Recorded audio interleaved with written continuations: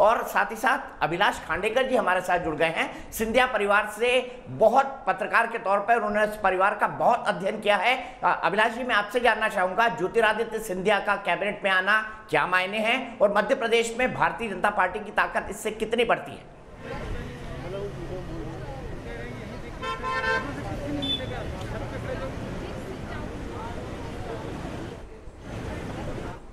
के विस्तार की अटकलें लगाई जा रही थी, लोग काफ़ी दिन से इसका अभिलाष जी, मेरी आवाज़ इंतजार कर रहे थे और जो सबसे ऑब्वियस चेहरा है वो निश्चित रूप से जी मिल रही है। आवाज़ आ रही है जी? दीपक जी बताइए, जी बताइए बताइए बताइए। आवाज़ आ रही है? बताइए। मैं कह रहा था कि इस मंत्रिमंडल की जो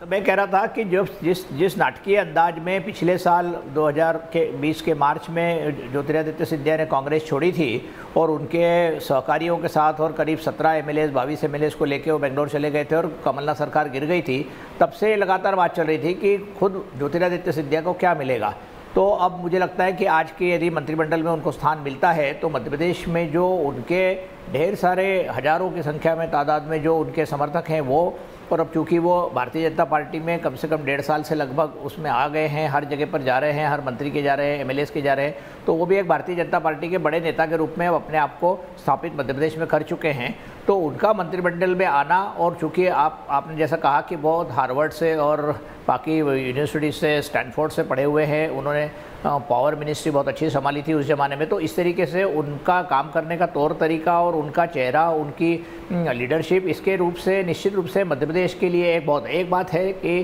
ग्वालियर और संभाग से 2 मंत्री दिल्ली में हैं ऑलरेडी, अभी है ही, तो नरेंद्र सिंह तोमर और अब ज्योतिरादित्य सिंधिया यदि आ जाते हैं, जैसे कि अटकलें लगाई जा रही है, तो उस तरीके से उसमें उनका मंत्रालय का विभाजन क्या होगा, किस तरीके से चीज़ें होंगी, ये देखना रुचिकर होगा। क्योंकि करीब 7 या 8 मंत्रियों के पास 3 या 4 से ज़्यादा मंत्रालय है, तो उनमें विभाजन होगा। लेकिन एक बात कहना चाहूँगा कि जिस तरीके से एक्सपर्टीज़ पर मोदी जी लगातार भरोसा कर रहे हैं, हरदीप पुरी जो